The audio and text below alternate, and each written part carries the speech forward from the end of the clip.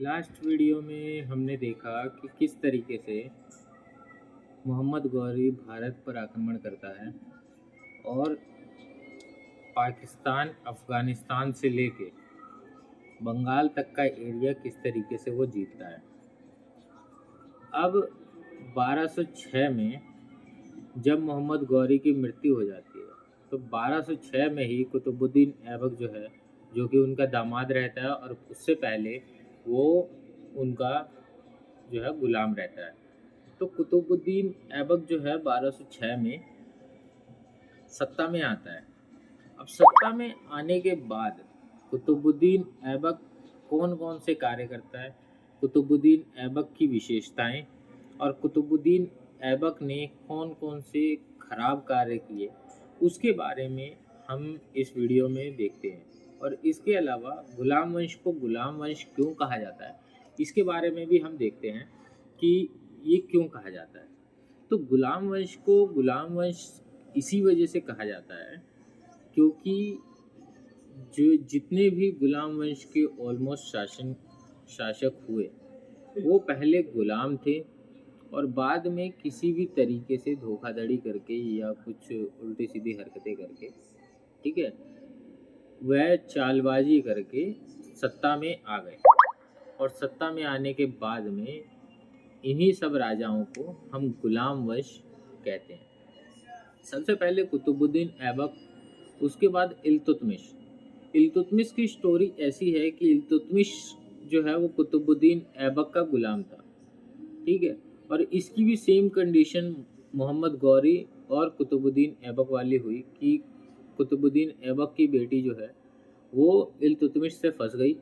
और इल्तुतमिश और इसकी जब सेटिंग होने की खबर जब कुतुबुद्दीन ऐबक को पता चली तो उसने खुद अपने पिताजी की, मतलब कुतुबुद्दीन ऐबक की स्टोरी और जो था पृथ्वीराज चौहान की स्टोरी, ये दोनों स्टोरी जो है वो कुतुबुद्दीन ऐबक को बताती है, ठीक है। तो कुतुबुद्दीन ऐबक, इसके बाद आता है इल्तुतमिश, वो भी कुतुबुद्दीन ऐबक का गुलाम था।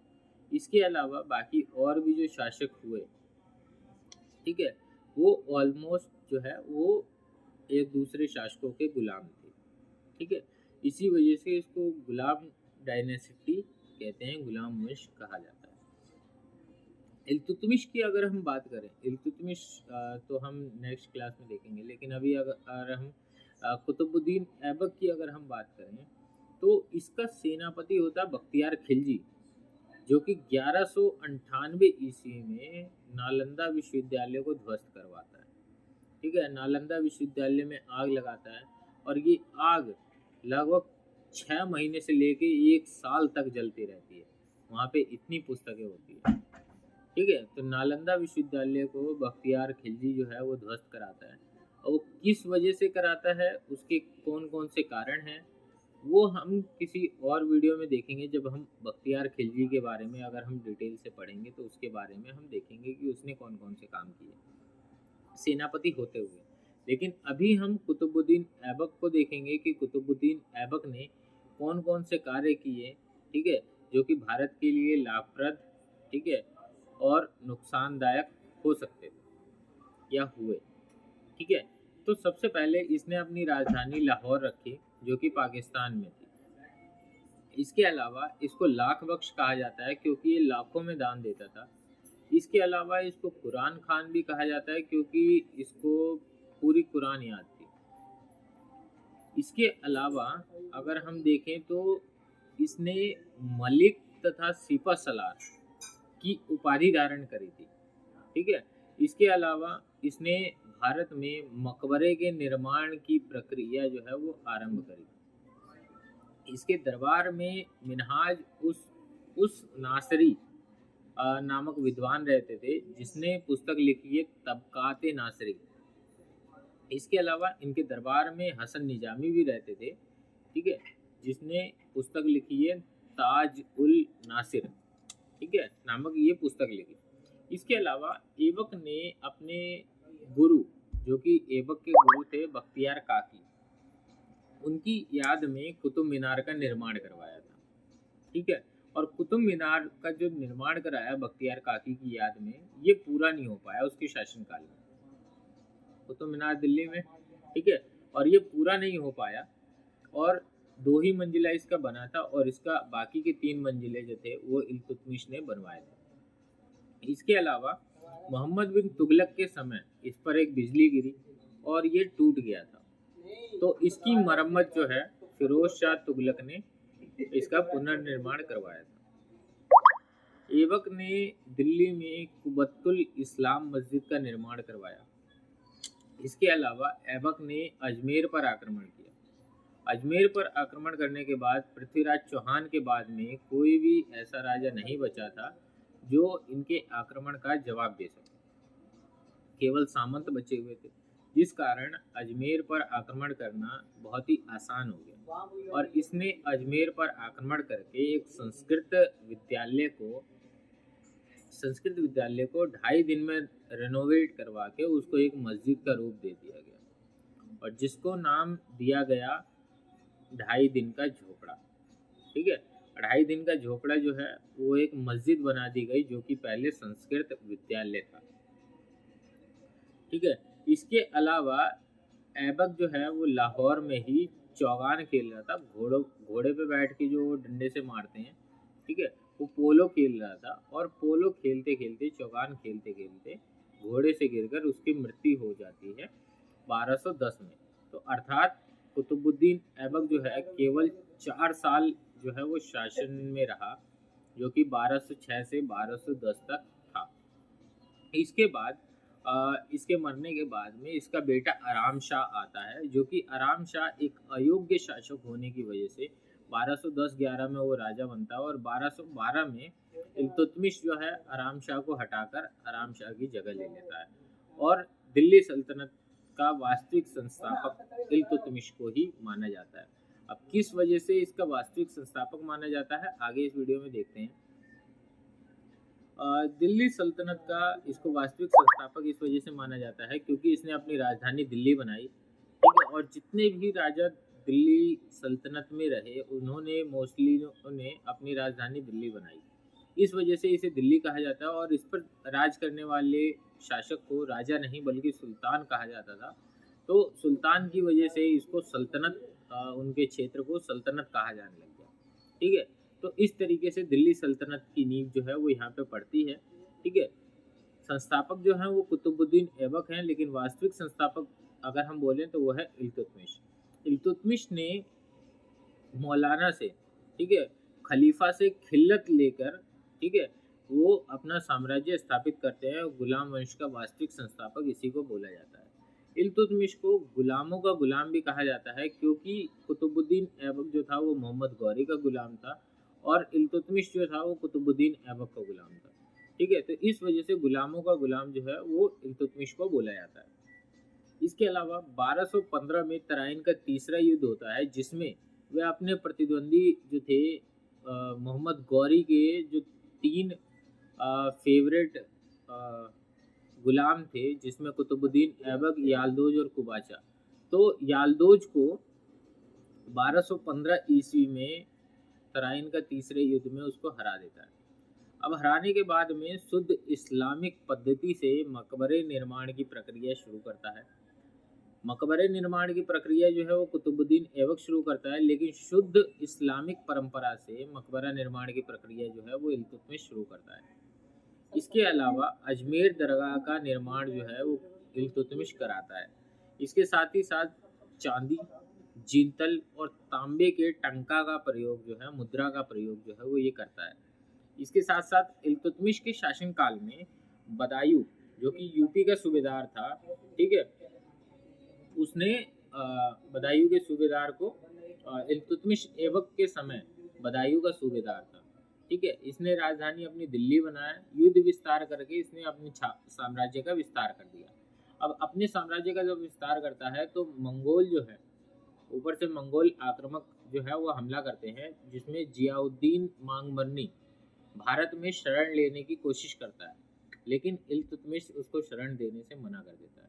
इल्तुतमिश शरण देने से मना करने का कारण यही था कि वो जो था मंगोल शासक चंगेज खान से बहुत डरता था, और चंगेज़ खां बहुत ही क्रूर शासक था। और जहाँ पे भी चंगेज़ खान जाता था या उसके सैनिक जाते थे, मंगोल सैनिक जाते थे, वहाँ पे चील कौवे जो है उनकी संख्या बढ़ जाती थी और बहुत ज़्यादा मात्रा में चील कौवे मंडराने लगते थे आसमान में। तो इस कारण से अ, जो इल्तुतमिश है वो चंगेज़ खान से डरता था और इस वजह से जो जियाउद्दीन मांगवरनी है उसको भारत में शरण नहीं देता है। ठीक है? और वेतन के बदले ज़मीन देने की प्रथा इल्तुतमिश शुरू करता है। इसको इक्ता व्यवस्था कहा जाता है और ज़मीन प्राप्त करने वाले को इक्तादार कहा जाता है। ठीक है?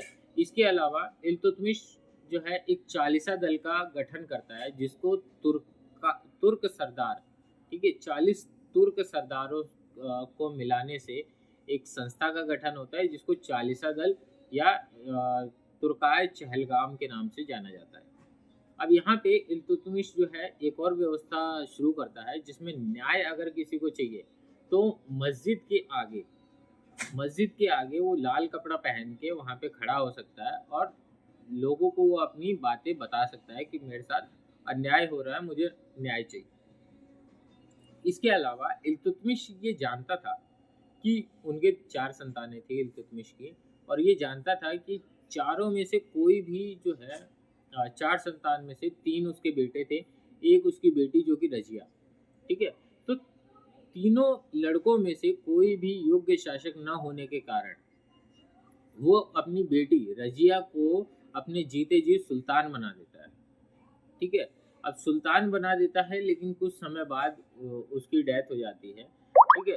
तो जब कुछ समय बाद उसकी डेथ हो जाती है तो इल्तुतमिश की मृत्यु के बाद में 40 सरदार मिलके, ठीक है, रज़िया को शासक न बना के उसके बेटे रुकनुद्दीन फिरोज को शासक बना देते हैं। अब रुकनुद्दीन फिरोज जब शासन में आता है तो रज़िया जो है वो न्याय पाने के लिए मस्जिद के बाहर लाल कपड़ा पहन के वो खड़ी हो जाती है और लोगों की हस्तक्षेप के बाद में रज़िया को सुल्तान बनाया जाता है। अब रज़िया सुल्तान की अगर हम कहानी देखें तो इस तरीके से रज़िया जो है वो अपने भाई को ही हटा के, ठीक है, वो राजा बनती है। अब राजा बनने के बाद में क्योंकि जो 40 तुर्क सरदार थे वो उसको बिल्कुल पसंद नहीं करते थे और पसंद न करने के कारण रज़िया उनसे कहती है कि ठीक है, आप मुझे पसंद नहीं करते, पहले आपस में हम समझौता करते हैं, आप मुझे राजा बनाइए, ठीक है? और मेरे पहले कार्य देखिए, अगर मेरे कार्य ठीक तरीके से अगर मैं शासन निभा रही हूँ, तो मुझे राजा बने रहने दीजिएगा। अगर मैं ठीक तरीके से शासन नहीं चला पाती हूँ, तो आप मुझे राजा के पद से हटा दीजिएगा। अब क्या होता है कि रज़िया जो है, रज़िया का जो चाल-ढाल है, वो बिल्कुल पूरी तरीके से मर्दों वाला हो जाता है और रज़िया मर्दों की तरह ही कपड़े पहनती है और उन्हीं की तरह रहती है और ये बात जो है वो 40 तुर्क सरदारों को पसंद नहीं आती है, ठीक है? अब जब पसंद नहीं आती है, तो क्या होता है? विद्रोह चालू होगा, ठीक है? लेकिन विद्रोह चालू करने से पहले कुछ और भी कारण थे जो रज़िया जो है, वो 40 तुर्क सरदारों को पसंद नहीं आती। उसके पीछे एक और रीज़न क्या थे, जिसमें पहला था कि पर्दा ना करना, क्योंकि वो एक मुस्लिम शासिका थी और मुस्लिमों में जो महिलाएँ रहती हैं, वो बुर्के नकाब के अंदर रहती हैं, ठीक है? और ये बातें 40 तुर्क सरदारों को पसंद नहीं थी। ये एक धार्मिक मामला था जिस वजह से भी लोग जो हैं वो रज़िया को ज़्यादा पसंद नहीं करते थे। क्योंकि आज के टाइम पे भी हमारा जो समाज है वो पुरुष प्रधान है और हम बात कर रहे हैं 1000 साल पहले की, ठीक है? 1000 साल पहले जब एक महिला शासिका बनती है तो उसके ऊपर बहुत सारी परेशानियों का सामना करना पड़ता है और वो परेशानियाँ जो हैं वो आज भी हमें देखने को मिलती हैं। तो पुराने समय में तो वो बहुत ज़्यादा प्रचलित रही होंगी ये सब चीज़ें, ठीक है? वो पुरुषों की भांति कपड़े पहनती थी, ठीक है? और बिना पर्दा के रहती थी। इसके अलावा वो हाथी पे सवार होके आती थी। ये कुछ चीज़ें थी जो 40 तुर्क सरदारों को पसंद नहीं थी और इस वजह से वो 40 तुर्क सरदार जो है वो इससे बात नहीं करते थे। अब 40 तुर्क सरदार जब इससे बात नहीं करते हैं तो इसने अपना एक सलाहकार नियुक्त किया है जिसका नाम था मलिक याकूत, ठीक है? मलिक याकूत इसका सलाहकार बनता है और सलाहकार बनने के बाद में इसको जो अ अ, इसको जो सलाहकार में इसको एक मालिक बनाया जाता है जिसका नाम था आमिर आखुर, ठीक है, जिसको एक तबेले का मालिक बनाया जाता है, और 40 तुर्क सरदार जो हैं वो महिला की भावना को ठेस, क्योंकि महिला पर डायरेक्ट तो वो चोट कर नहीं पा रहे थे, ठीक है, क्योंकि वो एक तरीके से राजा भी थे। तो महिला की भावना, उसकी इज्जत पर चोट कर रहे थे, ताकि वो शासन से हट जाए। अब वो शासन जो है बहुत अच्छे तरीके से कर रही थी, लोगों को पसंद भी आ रहा था, लेकिन जो 40 तुर्क सरदार हैं, या जो कट्टरपंथी माने, तो कट्टरपंथी वो इसको पसंद नहीं कर रहे थे, इतना अच्छा शासन करने के बावजूद। ठीक है, तो 40 तुर्क सरदारों ने ये अफवाह फैला दी कि मलिक याकूत, ठीक है, और रजिया की सेटिंग हो रखी है। ठीक है, वो आपस में उनका अफेयर चल रहा है।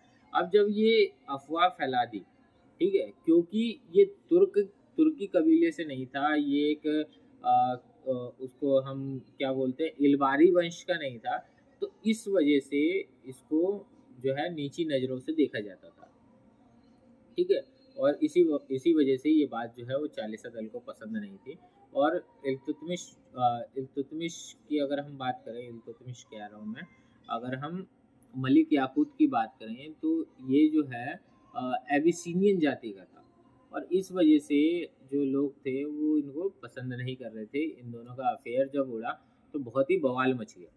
अब बवाल जब मचा, तो इसका एक पुराना वजीर था जुनैदी, ठीक है, इसने ये रजिया को पसंद नहीं करता था, ठीक है, तो इसने विद्रोह कर दिया। जब जुनैदी ने विद्रोह किया तो रजिया उसको हराने के लिए जाती है, और रजिया उसको हरा देती है। दूसरा विद्रोह करते हैं पंजाब में, ठीक है, दूसरा विद्रोह कहाँ पे होता है दोस्तों? पंजाब में। अब पहला विद्रोह तो शुरू हो गया था धीरे धीरे बोलना। कबीर खान करता है, जो कि बंगाल का गवर्नर रहता है। गवर्नर को रजिया हरा देती है, और हराने के बाद में वो वापस दिल्ली आ जाती है। अब दिल्ली आने के बाद में दूसरा विद्रोह उसी समय मलिक याकूत कर देता है, ओ सॉरी, मलिक अल्तुनिया कर देता है। तो मलिक याकूत इसको सलाह भी देता है रजिया को कि बिना आप अपने प्रिपरेशन के आप वहाँ पे युद्ध करने मत जाइए। लेकिन रज़िया जो है वो वहाँ पे युद्ध करने चली जाती है कि ये क्या चीज़ है, मैंने कबीर खान को हरा दिया तो मैं इसे भी हरा दूँगी। अब जब इसका बात आती है मलिक अल्तुनिया की, तो वो तो पूरी तैयारी में बैठा हुआ था कि रज़िया हमारे पास आएगी हराने के लिए, और हम उसे मार के हम खुद राजा बन जाएँगे। ठीक है? लेकिन क्या होता है कि जब रज़िया युद्ध लंबा चलता है और रज़िया को लगता है कि मैं हार रही हूँ, ठीक है? तो वो मलिक अल्तुनिया से विवाह का प्रस्ताव रखती है, और विवाह का प्रस्ताव स्वीकार करने के बाद में दोनों की शादी हो जाती है। अब यहाँ पे जो मलिक याकूत था, वो अपना दुखड़ा रोता है कि भाई मेरी तो सेटिंग थी, अब हमारा क्या ही होगा। ठीक है, तो मलिक याकूत भी अब इससे नफरत करने लगता है। ठीक है, कि लड़की ने 2-4 हँस बोल के बातें क्या कर ली, वो मेरी सेटिंग हो गई, वो मेरी पत्नी हो गई।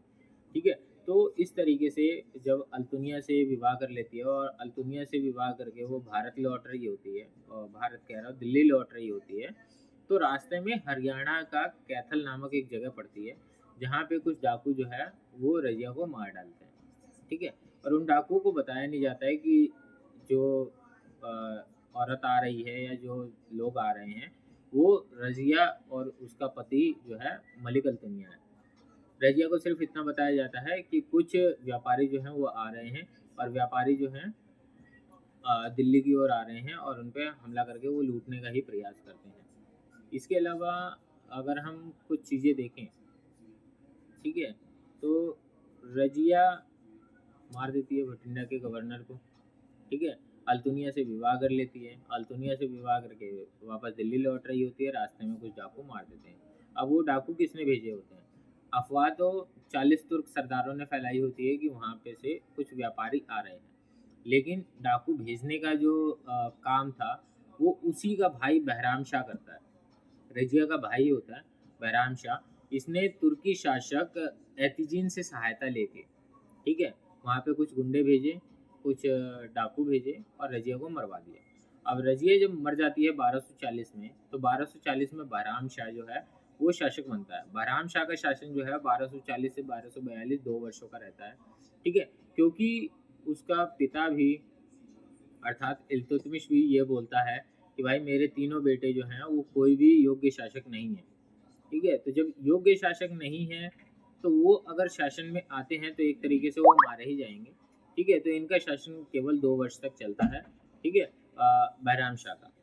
और इसको मार देता है अलाउद्दीन मसूद शाह, ठीक है। अलाउद्दीन मसूद शाह मार के वो भी राजा बनता है, ये जो कि इल्तुतमिश का पोता होता है। 1242 से 1246 तक 4 वर्ष का इसका शासनकाल, क्योंकि ये भी एक अयोग्य शासक होता है, तो बलबन जो है वो इसकी अलाउद्दीन मसूद शाह की हत्या कर देता है और नसीरुद्दीन महमूद शाह को गद्दी पर बैठाता है, ठीक है।